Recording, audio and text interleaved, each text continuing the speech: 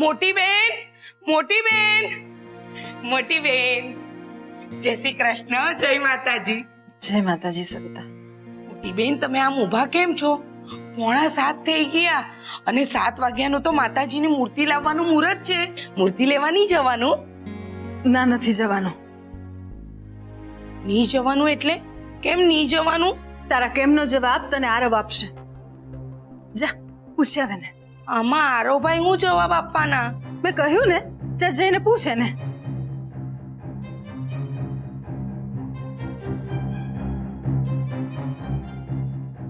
હે ઠાકોરજી, મને કોઈક ખૂણે એક આશા હતી કે આરવ સોનુને મનાવીને પાછી લાવશે, પણ મારી એ આશા પણ નિરાશામાં પરિવર્તિત થઈ ગઈ. સોનુ નથી આવી એટલે આટલી બધી તૈયારીઓ કરવા છતાં પણ દર વર્ષની જેમ આ વર્ષે માતાજીની પધરામણી નહીં કરાવી શકીએ. જે મારું મન સોનુ વગર ખાલી છે ને, એમ માતાજીનો શણગાર સજેલો આ મંડપ પણ આજે મારી માતાજી વગર ખાલી રહેશે. મોટી બેન, મોટી બેન, આરોભાઈ એમના રૂમમાં નહીં મળે. મેં બધે જોઈ લીધું, ગેસ્ટ રૂમમાં, બાથરૂમમાં, કોમલબેનના રૂમમાં, એ કાંઈ નહીં મળે. પણ આરવ તો ઘરમાં જ હતો. સવારમાં ક્યાં ચાલ્યો ગયો? મોટી બેન, ક્યાં ખોવાઈ ગયા? હું વિચારો છો? આરોભાઈ નહીં મળે તો હું થયું? ચાલો આપણે મૂર્તિ લઈ આવીએ, નહીં તો મુહૂર્ત વીતી જશે. ભલે મુહૂર્ત વીતી જાય, કોઈએ ક્યાંય નથી જવાનું. લાગે છે માતાજીની ઈચ્છા જ નથી આ વર્ષે આપણા ઘરમાં પગલા કરવાની. મોટી બેન, તમે આ શું બોલો છો? હા સવિતા, આરવે પોતાની આ માળી અને મારી આ માવડી બંનેને નારાજ કર્યા. મોટી બેન, એટલે તમે એમ કહેવા માંગો છો કે આ વર્ષે આપણા ઘરે માતાજીની સ્થાપના નહીં થાય? હા, નહીં થાય.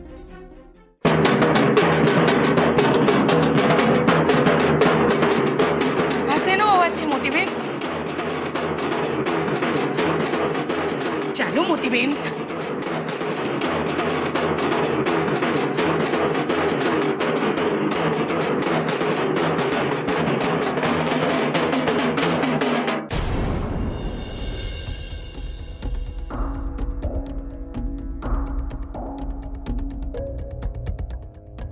આ શું આરવ?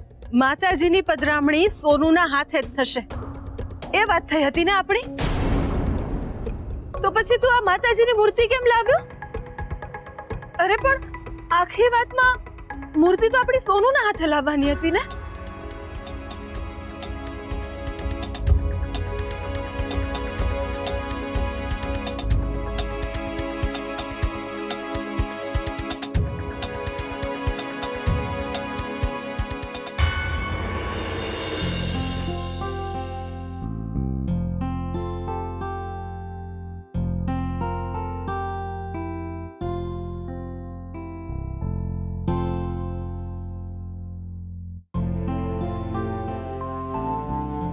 સોનુ,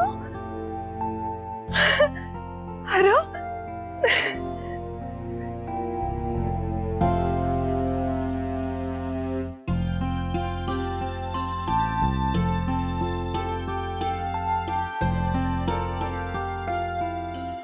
માં, તારી ઈચ્છા હતી ને કે માતાજીની મૂર્તિ આયશા લાવે, તો જો તારી એ ઈચ્છા પૂરી થઈ ગઈ. સવિતા, જા માતાજીની અને આપણી ગૃહલક્ષ્મીના સ્વાગતની તૈયારી કર. આરતીની થાળી લાવ. હમણાં લાવી મોટી બેન. માતાજીએ મારી લાજ રાખી, જોકે લાજ તો મારી સોનુએ રાખી. તું પાછી આવી ગઈ અને તું માતાજીને લઈને આવી. તારો ખૂબ ખૂબ આભાર બેટા. મમ્મીજી, મેં કોઈ મહાન કામ નથી કર્યું અને આ બધી વાતો આપણે પછી કરીએ. પહેલા માતાજીને એમના સ્થાને લઈ જઈએ.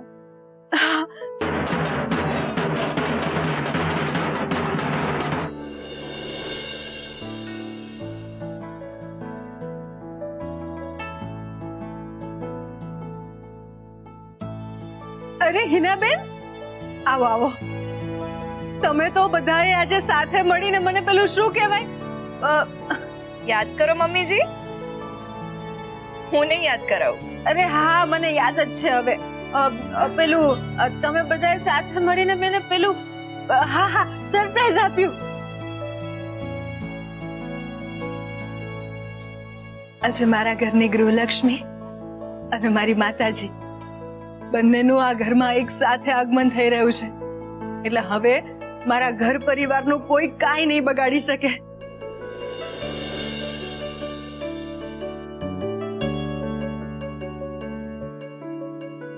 કોકિલાબેન, આરવ અને આયશા પૂજામાં તો બેસશે ને? હા બાબુ. સોનુ બેટા, પૂજામાં બેસવા માટે આ ચુંદડી ઓઢી રાખજે.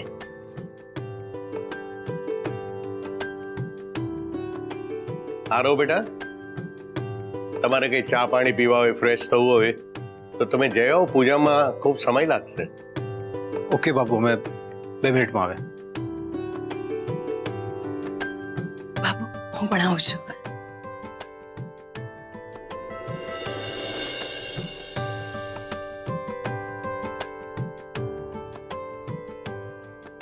સારું કર્યું બેટા કે તું પાછી આવી ગઈ.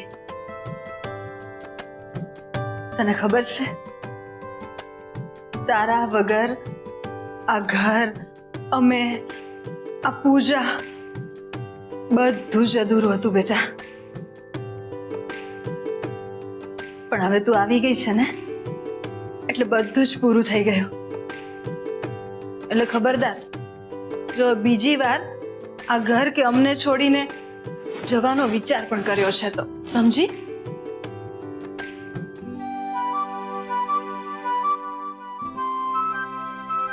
આમ શું જુએ છે? આ તારો વર, આમ તો મારો દીકરો છે, પણ ગઈકાલે તારા માટે મેં એને કાયદેસરનો ધમકાવી નાખ્યો. તને ખબર છે, મેં એને સીધી ધમકી જ આપી દીધી કે જો આ ઘરની ગૃહલક્ષ્મીને એ મનાવીને નહીં લાવે ને તો આ વર્ષે આ ઘરમાં માતાજીની પધરામણી નહીં થાય. અને તારા વરે એ કરી બતાવ્યું બેટા.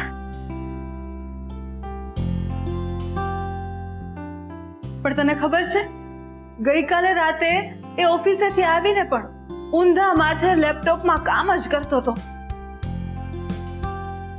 એ જોઈને મને એના પર એટલો બધો ગુસ્સો આવ્યો કે તું વાત ના પૂછ.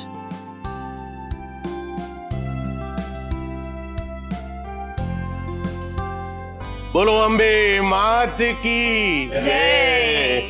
હવે આપણે પૂજાની વિધિ શરૂ કરીએ.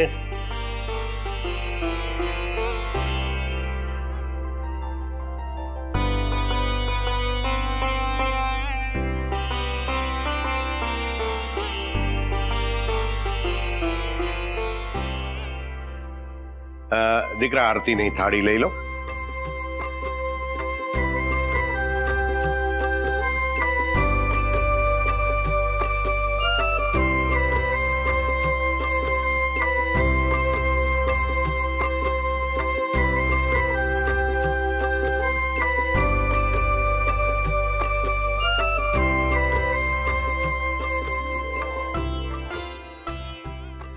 મમ્મીજી, તમે પણ આરતી લો ને. હું નહીં, આપણે.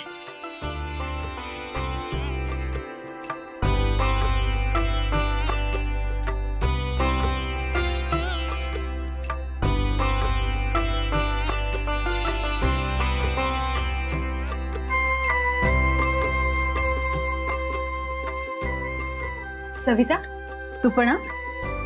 સૌથી વધારે તૈયારી આ સવિતાએ જ કરી છે. આવ.